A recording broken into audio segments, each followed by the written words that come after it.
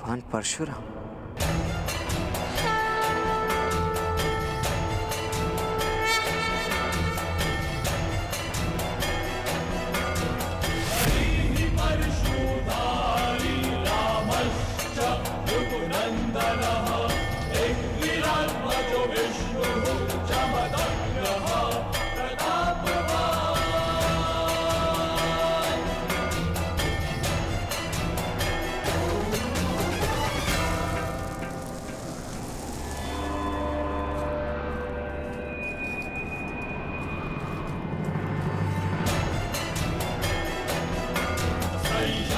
जिन तक पहुंचने के लिए इतना तप किया, उनका तप व्यर्थ नहीं जाने दे सकता मैं।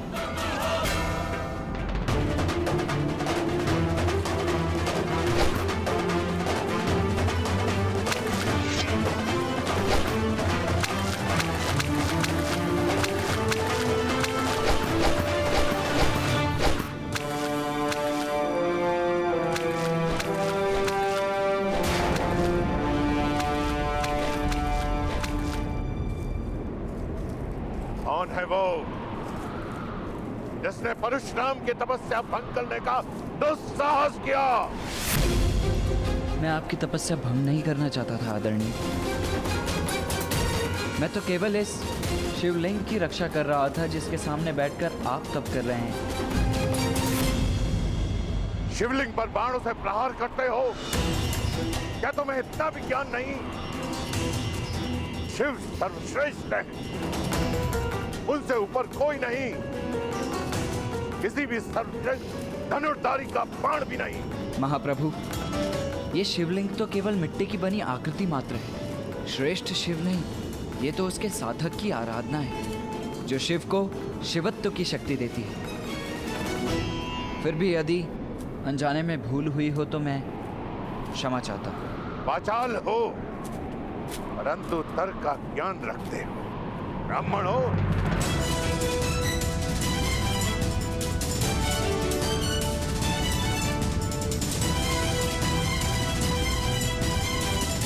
चारों वेदों का ज्ञान जिसे हो वो कौन हो सकता है महात्मा? प्रश्न का उत्तर प्रश्न से नहीं दिया जाता है बालक। स्पष्ट शब्दों में अपना परिचय दो। कौन हो तुम? कहां के ब्राह्मण हो? जब एक सूत को शस्त्र विद्या प्राप्त करने का अधिकार ही नहीं। यदि तुम परशुराम जी को पा सके तो तुम्हें शिक्षा नहीं देंगे, वो केवल ब्राह्मण को शिष्य बनाते हैं। मैं कर्ण हूं, हस्तिनापुर का ब्राह्मण।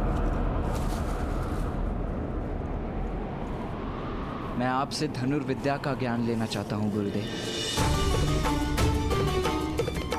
इतना भी प्रयास करो बालक, सूखे कुएं से जल की प्राप्ति नहीं होती है। मैं अध्यापन के कार्य से मुक्त हो चुका हूं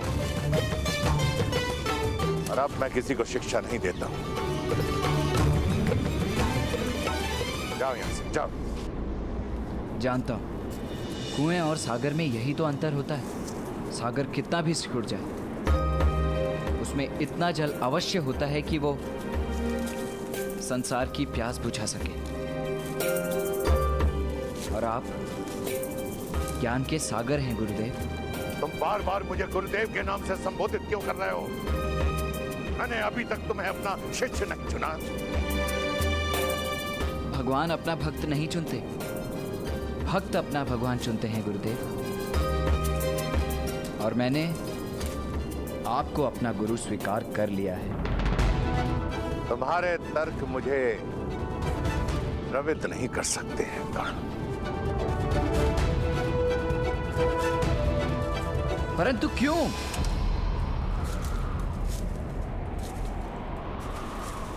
याचक को याचना से पहले ज्ञात होना चाहिए कि वो किसके समक्ष याचना कर रहा है। अब मैं एक साधनार्थ ब्राह्मण हूं जिसके पास देने के लिए कुछ भी नहीं है। जब शस्त्र उठाने थे उठा चुका। शस्त्र शास्त्र की विद्या जिसे देनी थी दे चुका। अब ना मुझ में किसी को सिखाने का धैर्य है और ना मुझसे किसी को सीखने की पात्रता। पात्रता तो केवल परीक्षा से सिद्ध होती है ना गुरुदेव। मुझे एक अवसर दीजिए। यदि मैं योग्य सिद्ध हुआ तो कदाचित आपको भी सिखाने का मन हो जाए।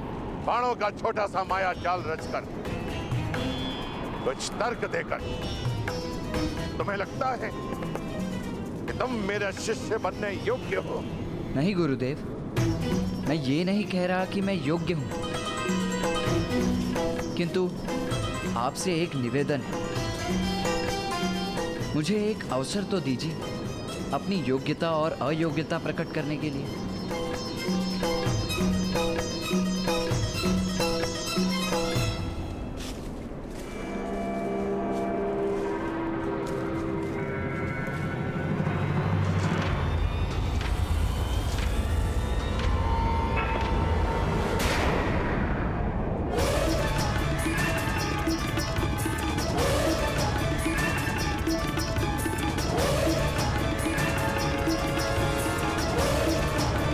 तुमने मर्यादा का उल्लंघन किया है बालक। तुमने मेरे फरसे को छूने का दुस्साहस किया है। दुस्साहस में भी साहस छुपा होता है गुरुदेव। बस एक अवसर दीजिए, परीक्षा लीजिए मेरी। मैं अपनी माता को वचन देकर आया हूं कि विश्व का सर्वश्रेष्ठ धनुर्धर बनकर लौटूंगा या कभी नहीं लौटूंगा। आप भी मात्र भक्त हैं। एक अवसर दीजिए। यदि मुझे सुपात्र न पाए तो इसी फरसे से मेरा सर काट दीजिएगा। मूर्ख बालक, जानता है तू किससे बात कर रहा है? उनसे जिन्होंने एक नहीं 21 बार धरा को क्षत्रियों से विहीन कर दिया था। उनसे जिन्होंने अपने पिता के वचन पर अपनी माता का सर काट दिया था। उनसे जो मुझे योग्य न पाकर एक क्षण का भी विचार नहीं करेंगे मेरा सर काटने में। अपने प्राणों के मोल पर बस एक अवसर मांग रहा हूं। याचक को खाली हाथ नहीं जाने दिया जाता गुरुदेव।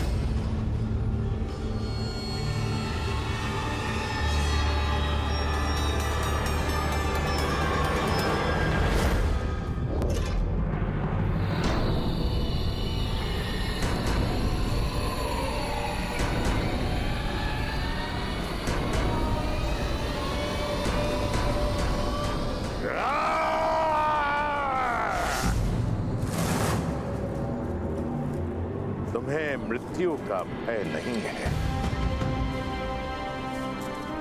ठीक है, मैं तुम्हें सुपात्र सिद्ध होने का एक अवसर अवश्य प्रदान करूंगा।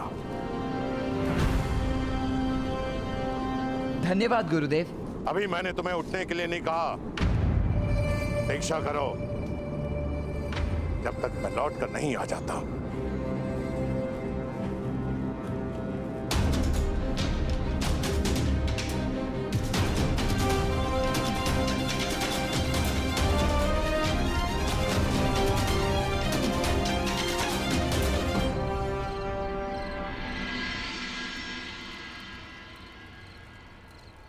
तो क्या अंधकार तुम्हारे प्रतिभा के लिए सीमा बनेगा अर्जुन?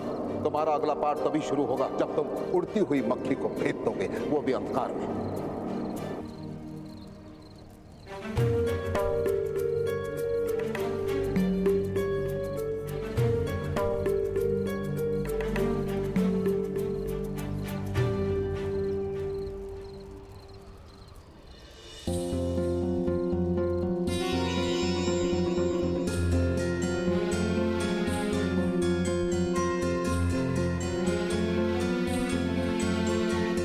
भ्राता भीम,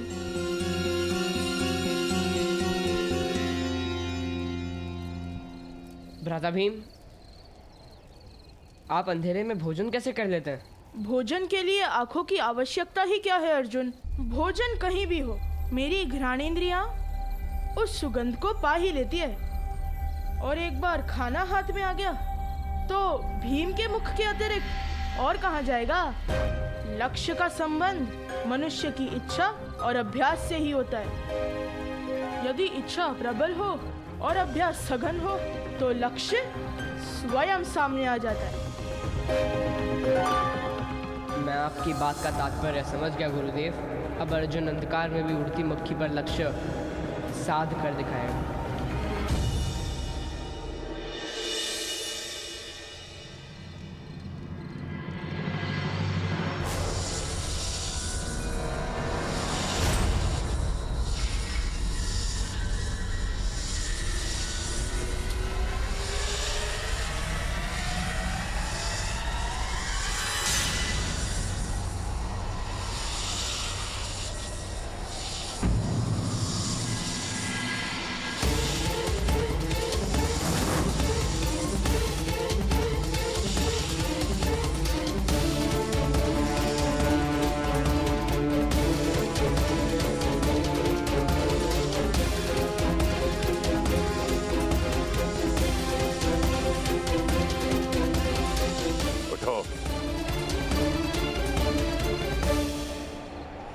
सर्प के इतने समीप आने पर भी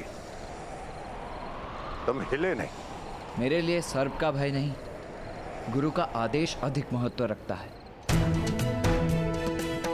मेरे गुरु का आदेश था जिसे मैं किसी भी मूल्य पर टाल नहीं सकता था। अच्छा, इतनी बड़ी बात। यदि इस जीवन में अवसर मिला तो इसे सिद्ध भी करके दिखा दूंगा गुरुदेव। ठीक है, मैं तुम्हें 3 कार्य सौंपता हूं। यदि तुम उन कार्यों में सफल हुए तो मैं तुम्हें अपना शिष्य बनाने के बारे में अवश्य विचार करूंगा। आदेश करे गुरुदेव। यहां पास में ही एक जल स्रोत है जहां से मैं अपने लिए संध्या के लिए जल लेकर आता हूं, परंतु कुछ समय से वो जल स्रोत अवांछनीय बाधाओं के कारण अविरोध हो चुका है। तुम जाकर उसे हटाओ।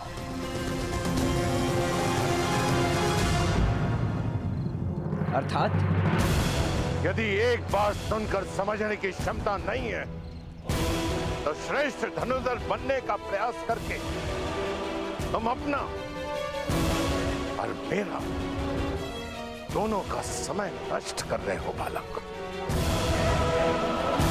आदेश का पालन होगा गुरुदेव। 3 बातों का स्मरण रखना। कई बार कुछ नकारात्मक शक्तियां मेरे तप में भंग डालने का प्रयास करती हैं, तब तक जब तक कि मैं उन्हें समाप्त नहीं कर देता हूं। दूसरी बात, जल स्रोत का अविरोध हटाने के लिए तुम धनुर्विद्या का उपयोग नहीं करोगे। तीसरी और अंतिम बात, सूर्यास्त तक जल स्रोत का अविरोध हटाने में यदि तुम असमर्थ रहे तो घर लौट जाना। ब्रह्म हत्या का पाप मैं अपने सर नहीं लेना चाहूंगा।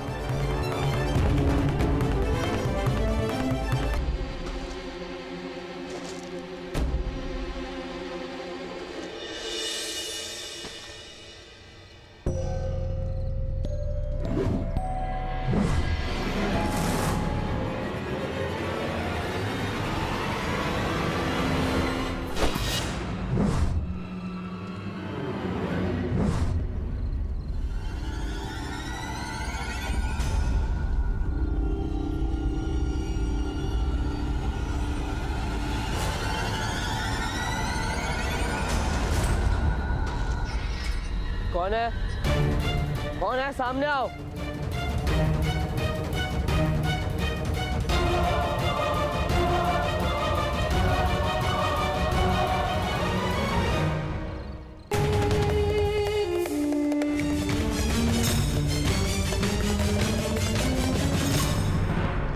ठहरो।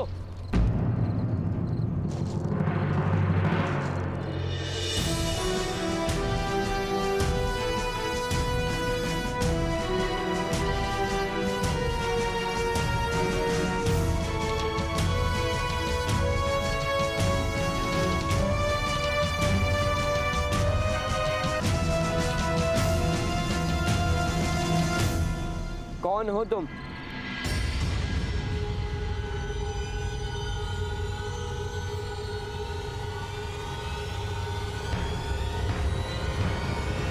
परिचय दो अपना। मैं एकलव्य हूँ।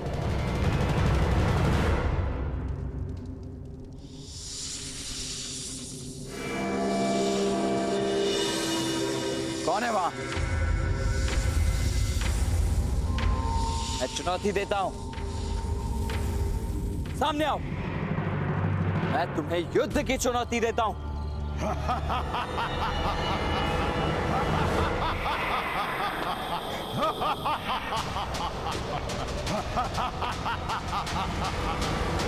गुरु के विषय में बताओ। आचार्य द्रोण मेरे गुरुदेव।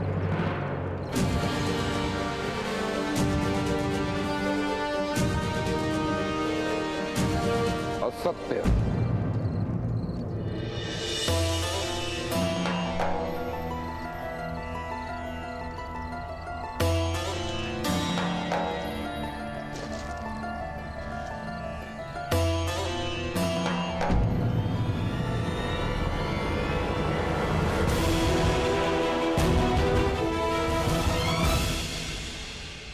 तुम मेरे शिष्य नहीं हो सकते। परंतु आप मेरे गुरुदेव हो। मैंने आपको अपने शिष्य को सिखाते देखा है। देख देख कर मैं भी सीख जाए।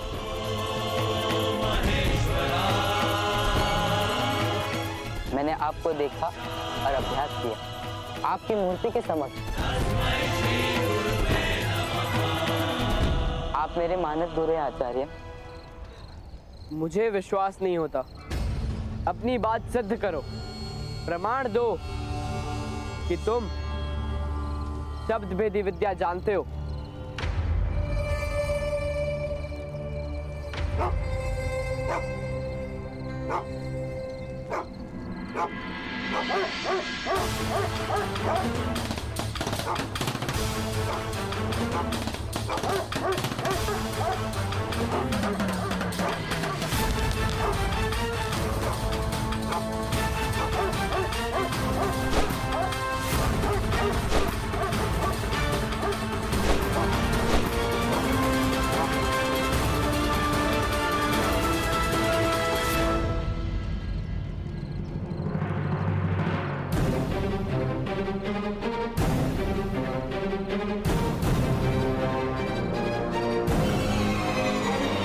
प्रमाण मिल गया राजपुत्र। अद्भुत। तुम्हारी जितनी प्रशंसा की जाए उतनी कम है। प्रशंसा शिष्य की नहीं आचार्य की जाती है गुरुदेव। आपकी श्रद्धा की धनुर्विद्या सद गई। सब आपके चरणों का प्रताप है।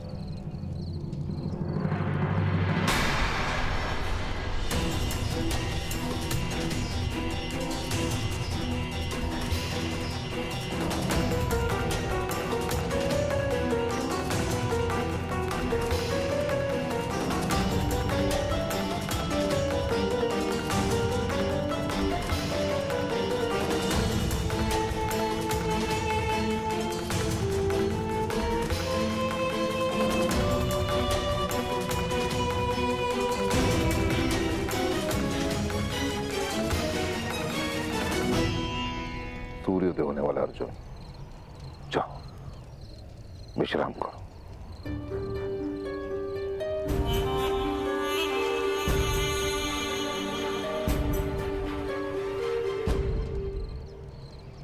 बालक, क्या मुझे देखकर तुम्हें भय लग रहा है?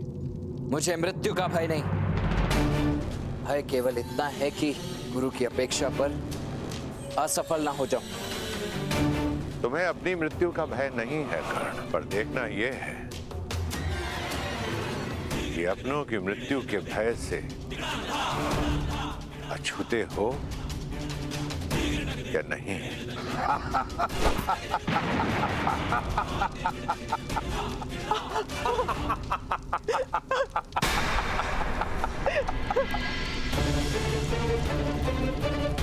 माता,